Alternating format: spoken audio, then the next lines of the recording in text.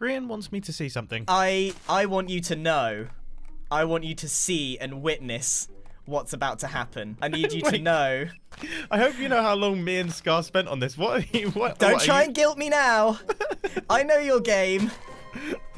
I just need you to know that it doesn't matter how long you spend making a cool tree.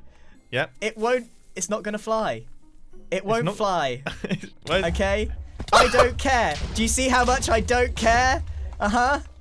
I did see how much you didn't care. This is oh man. Wait, hang on. Oh, there's a sapling here, and it's alright, tree. It's alright. It's alright, buddy. Oh, and now on fire. I appreciate the level of effort. I appreciate the beauty. Peace, love, and plants, boss. What are you doing? You're meant to be. You're meant to be over here. You should be witnessing. I can't believe he's not getting it wrong. So does this mean? What does this mean? So you've blown up. You'll find out what this means.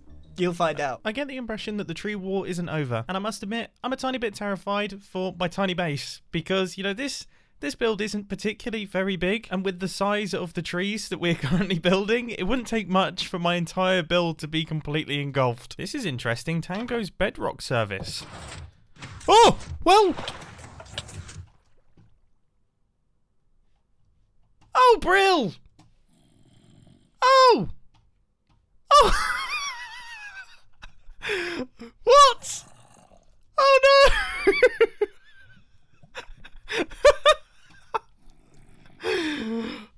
Oh, well, this is my life now, I guess. This is where I live.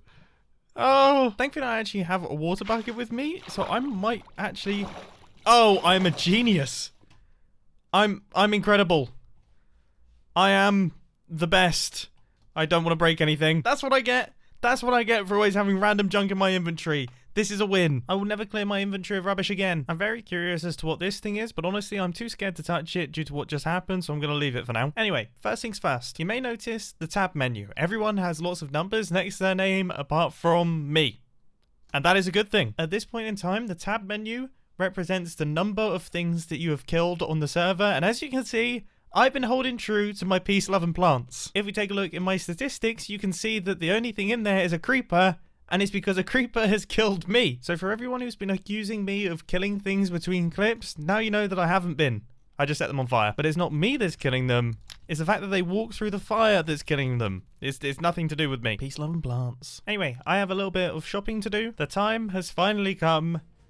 I think it's about time that I actually hit the skies. There is stock.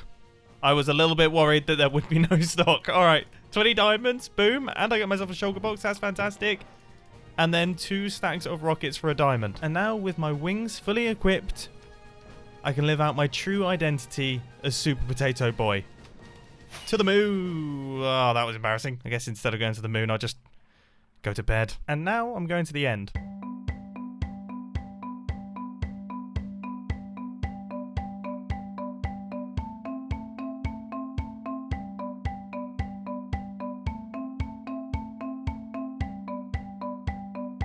End expedition complete. I now have a rather bonkers quantity of obsidian, but what do I need all of this obsidian for? Well, as many of you have guessed, it is to build a ridiculous ghast farm.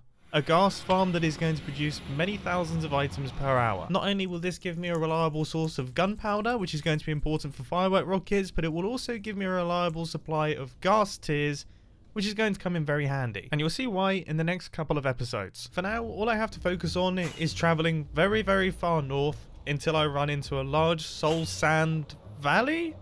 Is it a soul sand valley? The one that has all of the ghast in it? I think it is. Yes, it is. And this is a soul sand valley, but I don't think I've gone far enough away just yet. And it's very, very small. However, this area, which is 1,500 blocks away from our nether portal, which is the northest of all of the nether portals, should hopefully be far enough. Now, I must admit, I am slightly terrified because now if this nether portal doesn't link back up to the one that's on the nether roof, then I either have an 11,000 block flight to get back home in the overworld or a 1,000 block flight in the underside of the nether to get back to where I want to go. Top tip, don't hold a flint and steel in your offhand when you're pillaring, because when you run out of blocks you set yourself on fire. Here comes the moment of truth.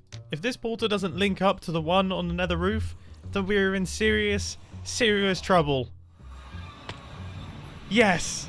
I don't have to fly 11,000 blocks home. Alright, so this right here is going to be our personal nether portal. Then somewhere over here is going to be the actual ghast farm itself. And that is going to consist of a large number of very big portals that is going to be transporting all of the ghast into the overworld to be killed immediately. So this right here is going to be the size of our farm, and honestly, that does not look that impressive, does it? This does not look impressive in the slightest, but it should start looking cooler when we start getting portals in. First, I've got a little bit of maths to do. Firstly, I need to make another portal in the overworld that perfectly links up with the center of our farm, which is this position right here. Now, ensuring I've done all of the maths correctly, if I go through this section, we should pop out where I place my nether portal. Fantastic. But that isn't going to be where it's staying. I've just popped into a creative mode version of the world, just using the same seed, and I've set up the same portal in the same coordinates with the same coordinates for the overworld portal as well. And after a lot of fiddling around with nether portal placement, I now have the optimum location for this thing, and it's quite far away from where I initially placed it. Now, without getting too technical about it, each block in the nether represents an 8x8 area in the overworld, and if we place our nether portal perfectly in the center of this 8x8 area, then that means that we can pick up mobs from a 33x33 area. All of these ghasts are being transported by these portals here into the same portal in the overworld, so we're getting a slight increase in spawning area there. So you can see that one went through, and this one went through as well. And this tiny increase in spawning area not only makes the farm symmetrical, which I personally like, but also leads to a tiny increase in efficiency. If you want more information, please do check out Nembom's video about ghast farms. It's ridiculously interesting, especially if you're an enormous nerd like me. So now that our Hermitcraft nether portal is all in place, let's start work on the killing chamber, where the ghasts die of natural causes without any of my involvement. To be fair, the beauty of ghasts is that because they're really awkwardly shaped, they do actually tend to kill themselves really quite easily. This killing chamber doesn't actually use anything that should kill the ghast. They just suffocate in the side of the nether portal. I mean, look at this thing. Does this look like a killing chamber to you?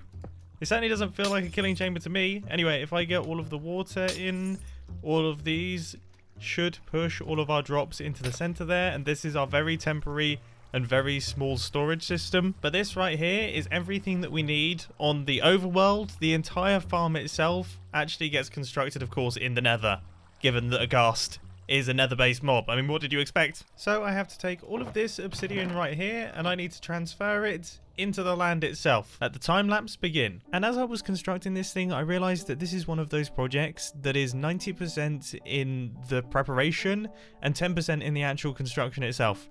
You know, the building of the portals and building up of the platforms isn't exactly that challenging. The tricky part is, first off, getting all of the obsidian. You know, this thing requires 2,000 blocks of obsidian, which is not a small amount, especially when you don't have a haste 2 beacon. But then also, it's in the working out of where the portals are actually going to go, because you really don't want to mess that up. You know, if your ghasts aren't going through the nether portals, or worse, are going through the nether portals but are ending up somewhere else in the overworld, you're going to run into some serious problems. And those are the sorts of things that I wanted ironed out to make sure that this was a perfectly smooth process, and once it was built, it will work perfectly. Well, I must say, I'm incredibly surprised. I was 1,000,000% expecting to die in this thing. I was expecting a ghast or something to spawn and just completely obliterate me. By the way, did you see that ghast spawn there? That ghast spawned and then went straight through the portal. That means that this thing's working. I just have to quickly do a run around to make sure that everything in the area is fully spawn proofed, because you wouldn't want any ghast spawning here while I'm AFK, as that will only end badly. But now that that's all done, I think it's time we give this thing its first full overnight test. So I'm just going to pillar up to the correct height, and then I guess we wait. Oh yeah, if you can't tell, my elytra have broken, and I currently have no XP farm or way of getting XP with my peace, love, and plants thing, and I have no phantom membrane because I can't kill phantoms. I mean, let's be real though, phantoms deserve to die. Like, if any mob is allowed to be killed, it's phantoms. And to think I voted for them. This definitely feels precarious, but is what needs to be done. I'll see you tomorrow. One AFK session later, and we have managed to get a pretty decent number of drops. Now, you might be wondering why there isn't more drops than this, and that is because I forgot to mention a very, very important detail. You see, if other people are online and they're in the overworld, then that means that the ghasts despawn immediately after coming through the Nether portal. So that means that this farm only works at full efficiency when nobody is online, or alternatively, if another player is online and they are in this area, say standing where I am, and then they stop the ghast from despawning so that then they die. I do have a few ideas for solutions to this problem. This pathway is likely going to be one of the ugliest things I've ever built, but players can't really use the Nether portals in the ghast farm because it could potentially break it.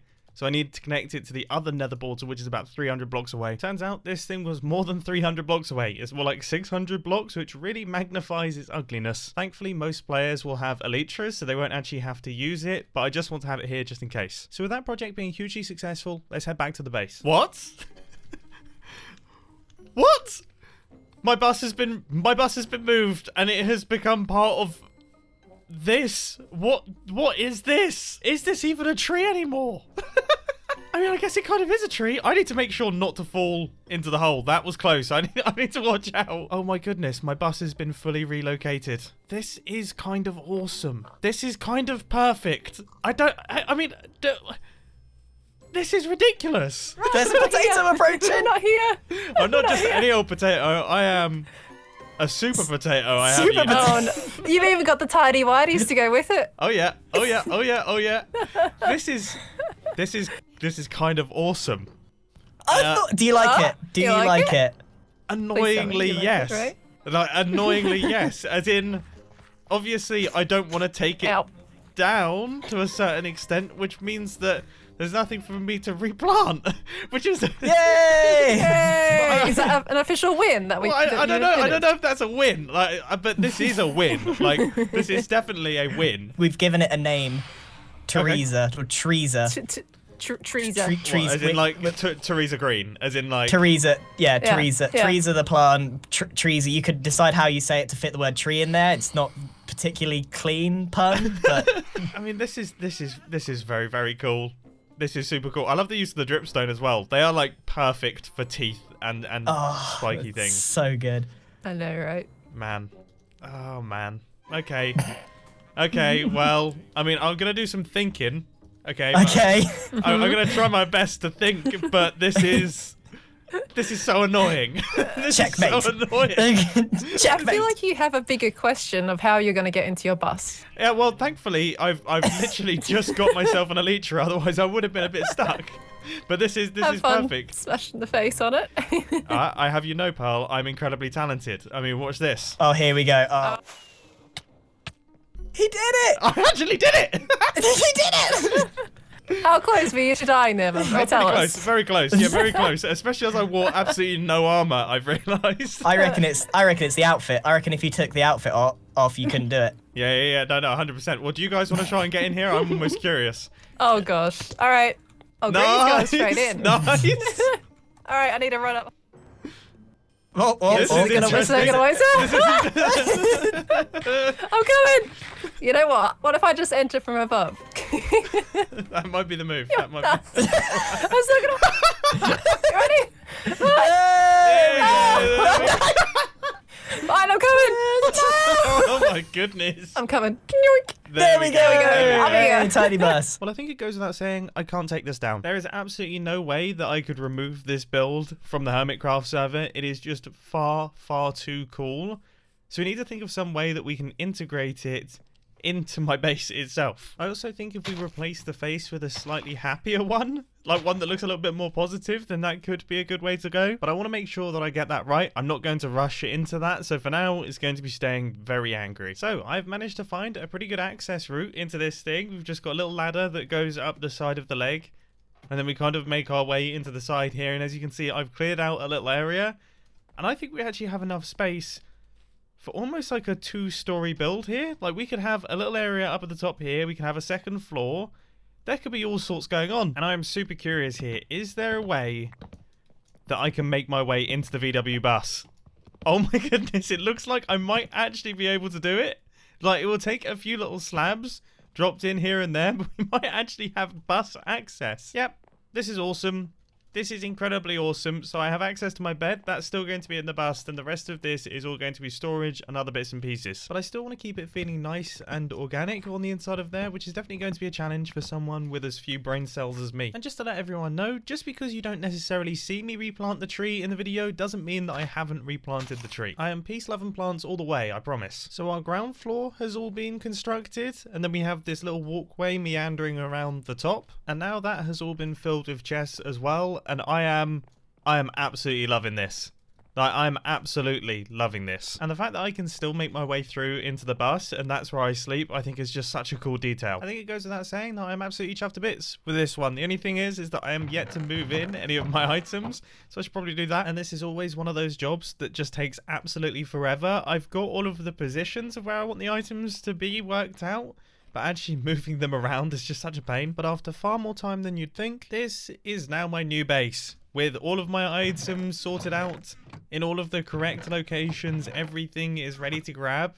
And as much as I love the tiny house, I do feel like this is a bit of an upgrade. So as a way of saying thank you, I think we need to return the favour just a little bit. So I've spent a little bit of time in the redstone testing world developing this redstone contraption because it has a few requirements that I haven't really had with redstone contraptions before. This is a little bit strange in the way that it functions, but this build is going to be ideal for what I want to present. And I know I'm being incredibly secretive at this point in time about what that thing is going to be, but I want to get the structure constructed first. And I really, really hope that these saplings don't grow. I feel like they can't grow. I feel like they're surrounded by stone bricks. They shouldn't be able to grow, but if they do, it's going to cause issues. So our little walkway is now all in place. Now it's time to start work on the actual structure itself. And this little room right here is where the majority of what's happening is actually going to go down. And now I guess I should probably explain what this is all about. Okay, as you know, that build is incredible. That build is ridiculous. It's awesome. It's something that is going to be sticking around. There's no way that I'm removing that thing. In fact, as you've seen, I've transformed it into being part of my base, which means that the tree war is effectively over. I can't replant a tree that I don't take down. So what I want to present to Grian is a peace treaty. And you best believe that the word treaty is going to be spelt with a tree in it. Hermitcraft Season 8 has been the most pun-filled season of Hermitcraft so far, and I'm all for it. Now, the goal of this redstone contraption is to make it so that we can only access the peace treaty, which is going to be stored behind this glass here, if both of us are present to press the buttons. So I have to press the button, Grian has to press the button at the same time, and only then we'll be able to access the peace treaty. That way, hopefully, it can't be tampered with. But then again, this is Hermitcraft, and nothing is safe. Just need a little bit of quartz, and now the redstone for the door needs to start going in. And this is one of those awkward redstone contraptions that I can't actually test until we run it, because I need someone else to press the buttons with me. If it doesn't work, it's going to be super embarrassing. I mean, Grian is definitely the sort of person that will just laugh at me endlessly. I do have a bit of a situation with this peace treaty though, and that is the fact that I need ink, and I can't set fire to squid. Or should I say, squid don't voluntarily walk into my flames. Thankfully though, Grian is online, and he's just gone off to try and find some squid to kill on my behalf, which I think still satisfies the conditions of peace, love and plants. Is this how we're getting around this now? I mean, this is one way to do it, dude. This is one way to do it. I don't know why I'm helping you with your workarounds. Hang on, I think they can volunteer themselves into the flames, maybe. Volunteer? Oh, yes!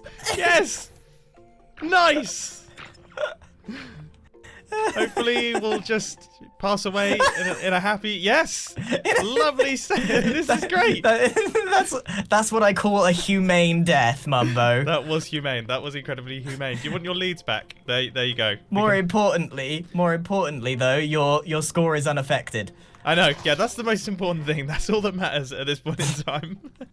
There you go. I've got some more ink for you, but I just thought, there you go. There's a method of doing it. Wait. How many squid did you massacre? Only like 5. I've got looting, you see. That's something that you can't enjoy. Yeah, no, you are right. I wonder if I can get it on my flint and steel, so when they volunteer themselves into my flames, I get more drops. That would be nice. Anyway, I'll be on my way. Thank you, sir. Why do animals just keep catching fire around me? I don't know. And after absolutely not harming any animals, as you can see, our peace treaty is all in position. I've already signed mine, so we just need a signature from Grian, and then this thing is officially resolved. Now, to see if that resolution actually takes place, you're gonna have to tune into the next Hermitcraft episode. Yeah, that's right.